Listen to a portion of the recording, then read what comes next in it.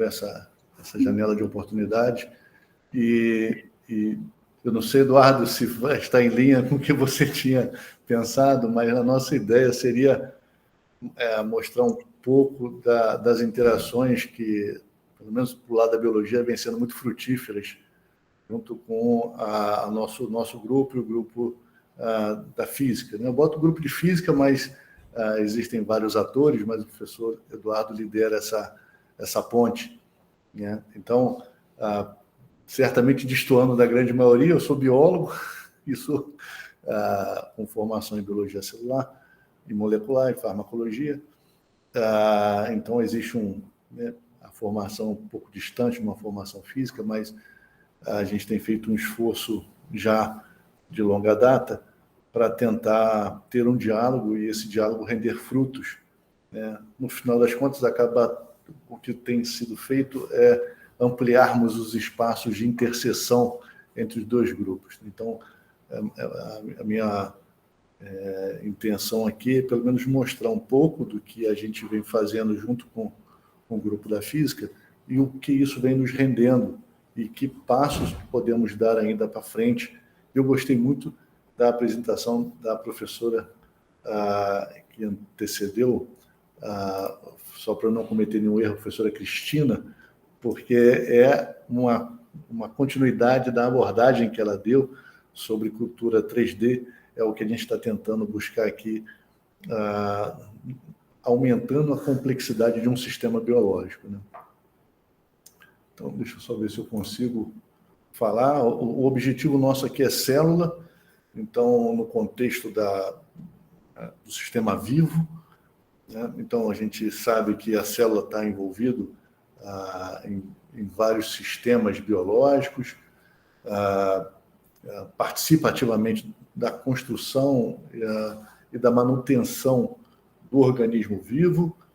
Basicamente, assim, de uma forma muito superficial, é a unidade que constrói os blocos do tecido, e esse tecido, então, ele precisa de uma matriz extracelular, um ambiente extracelular, para poder interagir com as células e fazer com que essas células possam interagir de maneira harmônica, garantindo o funcionamento tecidual.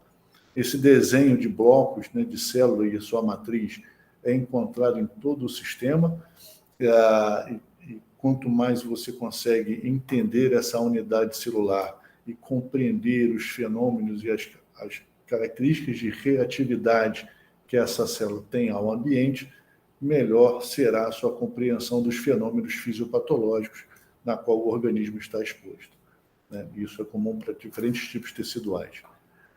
Essa organização celular não é novidade, isso já é conhecido por nós desde 1700 e alguma coisa, lá onde se montou a teoria celular, mas desde então incontáveis conhecimentos e importantes conhecimentos vieram sendo relacionados à biologia da célula.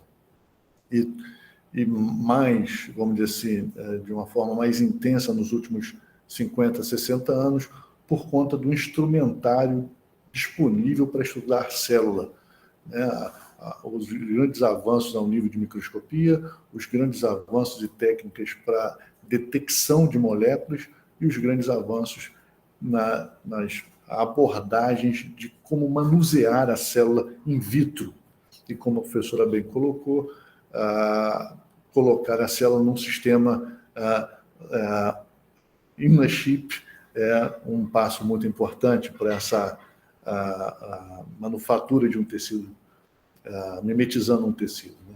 Então, as compreensões acerca da biologia celular permitem, mostrou-se muito útil na capacidade do organismo reconhecer o vírus, quais são os mecanismos moleculares e celulares relacionados à infecção viral, quais são os componentes de membrana, como essas proteínas interagem com a célula, como a proteína do vírus interage com a célula, quais são as respostas que a célula faz à infecção viral.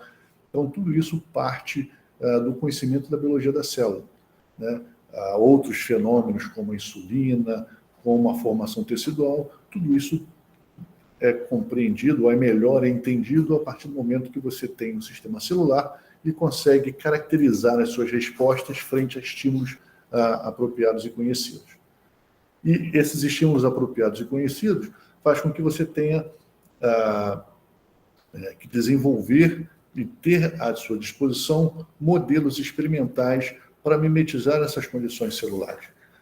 Hoje é muito amplamente utilizado a cultura 2D, é claro que a gente está evoluindo para um sistema 3D no sentido da ciência, mas a cultura 3D, a 2D ainda permanece como um importante modelo experimental na biologia. Tá certo. Então, a gente tem sistemas de cultivo de célula, sistemas de cultivos esses que podem avançar e evoluir para que você possa fazer provas de conceito nos animais. Então, cada vez mais tem se minimizado, tem se deixado de usar animais para fazer experimentos em grande quantidade, mas sim desenvolvendo modelos experimentais in vitro e deixando os animais apenas para a prova de conceito. Então, esse sistema de cultivo celular é muito útil para várias áreas do conhecimento, no conhecimento de saúde biológico. Então, você consegue entender e avançar nos conhecimentos em termos de biologia molecular, farmacologia, bioengenharia e medicina. É claro que esses modelos não vão substituir os animais, eles têm as suas limitações. E conhecer essas limitações impulsiona cada vez mais que você aumente a complexidade do sistema de 2D, como foi colocado anteriormente pela professora que me antecedeu, em culturas tridimensionais, ou sistema em chip. Então, nesse contexto todo, como é que a UFAL tem se posicionado? Nessas últimas décadas, a gente vivenciou um avanço muito importante na nossa infraestrutura, possibilitando que a gente pudesse ter instalado equipamentos que pudessem dispor das condições necessárias para estudar as células e estudar o sistema biológico nas diferentes dimensões. Então, hoje, aqui no Laboratório de Biologia Celular da UFAL, a gente tem um sistema de animal, a gente tem um biotério vinculado ao nosso instituto, na qual dispõe de animais para poderem fazer os experimentos. Temos as facilidades para análises histológicas, temos todo o sistema de histotécnico, micrótomo e análises teciduais, que podemos fazer biópsias, seja dos animais, seja de humanos. Temos um laboratório, um ambiente de cultivo celular, com fluxos, cabines, todo o ambiente, todo o aparato necessário para fazer cultivo de células. E temos as condições para fazer análises moleculares, temos PCR em tempo real, toda a parte de imunohistoquímica, imunofluorescência, temos citometria de fluxo, temos análise de multiplex, enfim, todas as condições de infraestruturas necessárias para fazer abordagens em diferentes dimensões da biologia, seja a dimensão molecular, a dimensão celular, tecidual e até mesmo animal. Então, a partir dessa infraestrutura, na qual a gente desenvolve as linhas de pesquisa vinculadas ao laboratório,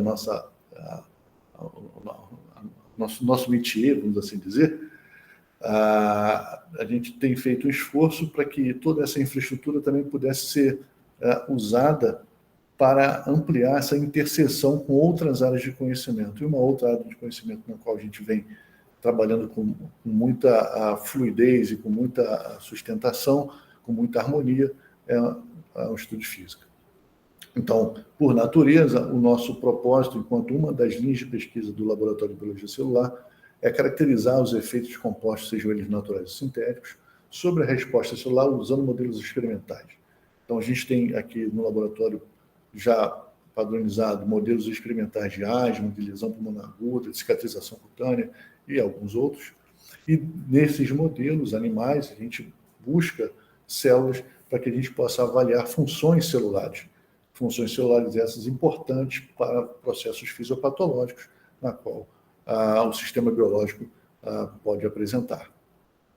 Então, toda essa infraestrutura nos permitiu expandir as nossas abordagens experimentais, nos contribuiu para que a gente pudesse consolidar o nosso grupo, mesmo pequeno, mas garantir que a gente tivesse uma interface muito amigável e com muitas colaborações intramuros e fora da universidade também, Então, diversificamos técnicas. Hoje conseguimos fazer diferentes tipos de técnicas em cultura de célula. Com isso, formamos estudantes, mas nós também buscamos parcerias com outras áreas de conhecimento. Então, todas essas outras parcerias vêm contribuindo bastante para que a gente pudesse olhar para a biologia celular com uma abordagem multi-interdisciplinar. Isso vem nos rendendo frutos. Então, aqui eu trago alguns dos frutos que já nos rendeu. Por exemplo, um dos primeiros frutos dessa parceria foi, já há alguns anos atrás, onde nós fizemos uma patente, temos uma patente, uma formulação farmacêutica com nanopartículas de prata imersos em óleo de copaíba, que, sabidamente, tem um excelente papel cicatrizante para tratamento de feridas infectadas. A gente sabe que feridas infectadas é um problema sério, então nós mimetizamos uma lesão cutânea, infectamos uma lesão cutânea e tratamos com esse composto, e nós observamos uma melhora significativa no fechamento da ferida com nanopartícula de prata impregnado, com óleo de copaíba impregnado com nanopartícula de prata.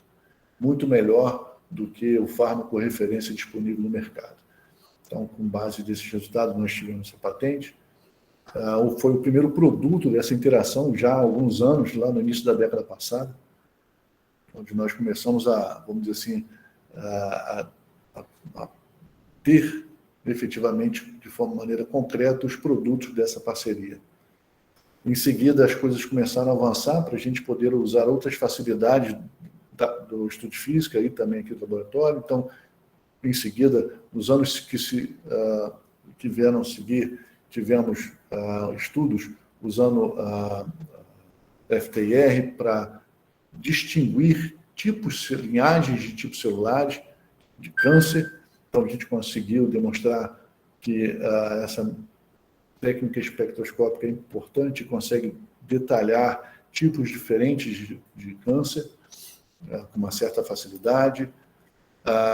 Demonstramos aqui já com um trabalho junto com o Samuel, um importante trabalho mostrando, usando microscopia de força atômica e fazendo a relação de citoesqueleto com a flexibilidade da membrana celular.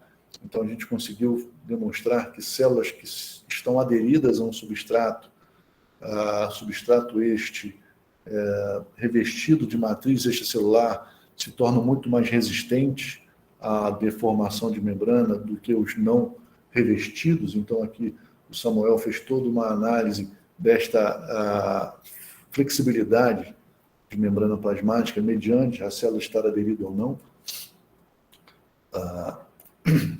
Em seguida, nós tivemos a oportunidade de avaliar efeitos de componentes de cálcio no seu papel de ser citotóxico ou não, ou quanto isso teria impacto para a formação de produtos que pudessem ser usados para recomposição óssea.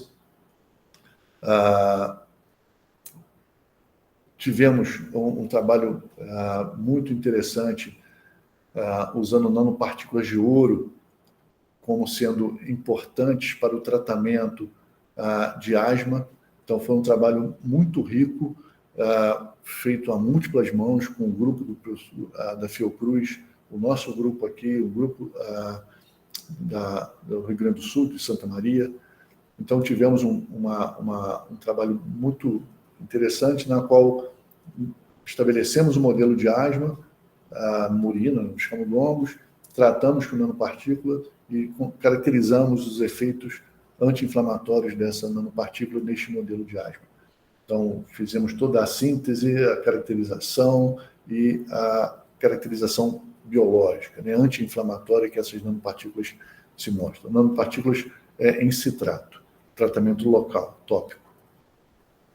Mais recentemente, tivemos um trabalho da Elaine, onde comparamos, alguns dos nossos trabalhos prévios já tinham mostrado que o ácido cumárico é um produto derivado de planta, tem papéis anti-inflamatórios, e a gente sabe também que a dexametasona é um excelente anti-inflamatório, e a gente queria saber se as por serem anti-inflamatórios, as ações sobre a célula ocorreriam da mesma maneira. Então, a Elaine demonstrou de maneira muito elegante que células do trato respiratório, quando estimulados a inflamar, essas células respondem produzindo um conjunto de metabólitos que a gente consegue identificar e que os efeitos anti-inflamatórios de um ou de outro ocorrem por mecanismos diferentes, a considerar que as assinaturas Raman são distintas para cada célula tratada com ácido cumárico ou com dexametasona. Então, aqui a gente já começou a entrar um pouco na área da farmacologia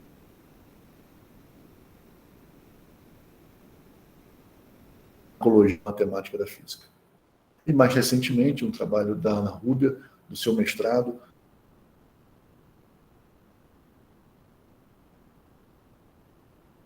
trabalho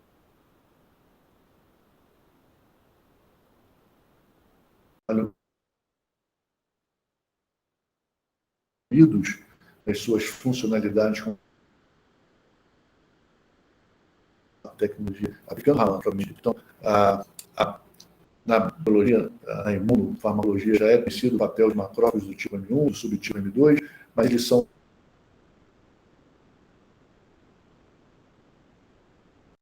basicamente identificados pelos seus produtos que produzem. Trabalho que a gente conseguiu identificar, a Rubia fez um excelente trabalho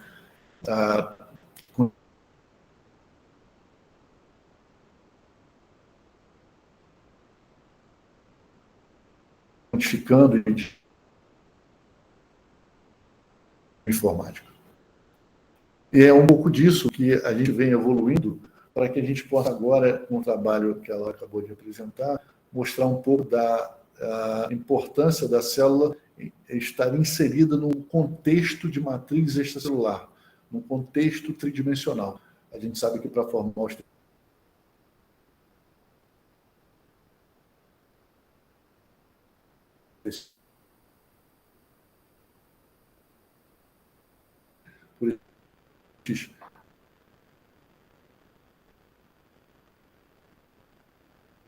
teciduais, e que isso é importante para compor os níveis hierárquicos de organização do sistema, estão muito mais próximos de respostas próximas à realidade terrestre. Então, esse é um pouco o tecido do que a gente está fazendo. Ter esses scaffolds, ter esses arcabouços, colocar célula para tentar fazer algumas análises de comportamento celular, seja de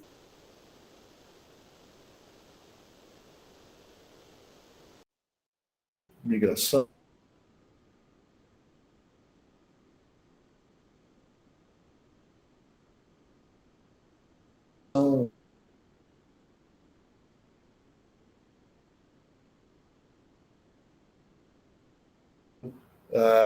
na cicatrização óssea.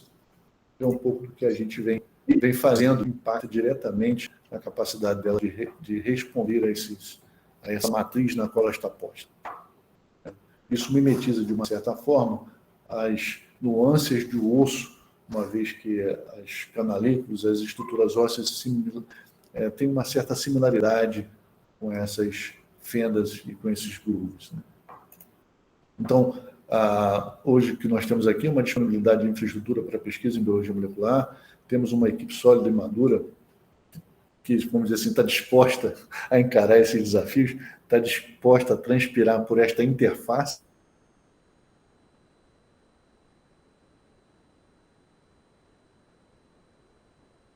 Esses espaços de interface melhora o avanço ou impulsiona o avanço de fronteira. Então, temos competências e habilidades instaladas para estudar a célula e temos interesse de expandir as nossas análises. Então, a gente tem um potencial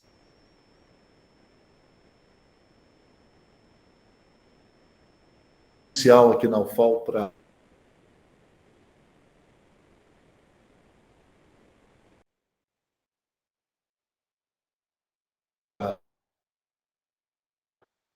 acho que está travando muito, né? Não sei se...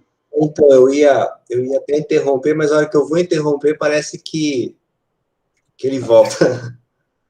Emiliano, você nos ouve? Bom, era isso. fico... Emiliano, a gente perdeu um pouquinho na parte final, deu uma travada um pouco maior.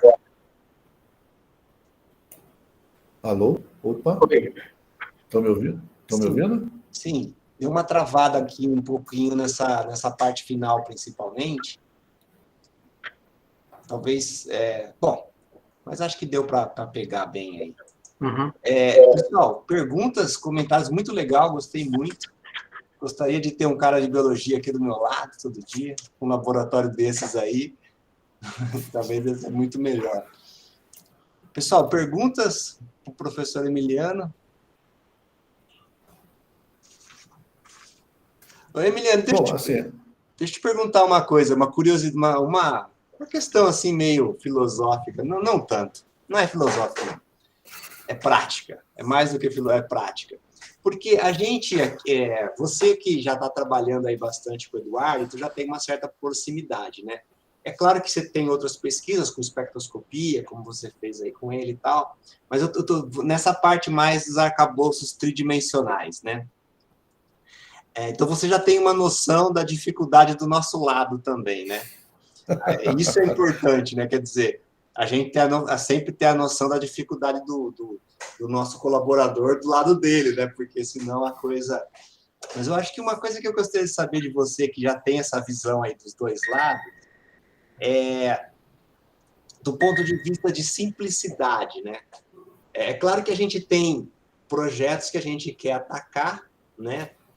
Por outras razões. Eu quero atacar esse problema, eu quero atacar aquele outro problema. Mas do ponto de vista, se você fosse começar agora com uma proposta, né? Que proposta seria essa que você sabe que não seria muito complexo do nosso lado e do lado de vocês, na biologia? Olha, professor, olha, pela minha experiência, uma proposta pouco complexa é um sonho, né? Porque sempre vai ser complexo em algum nível. Sim. Porque a nossa experiência aqui nos mostrou que, primeiro, você tem que estar disposto a aprender, né? Essa é a primeira coisa, e sair da sua zona de conforto, né? Hoje em dia, a gente tem uma fluidez de trabalho, né, junto com o Eduardo,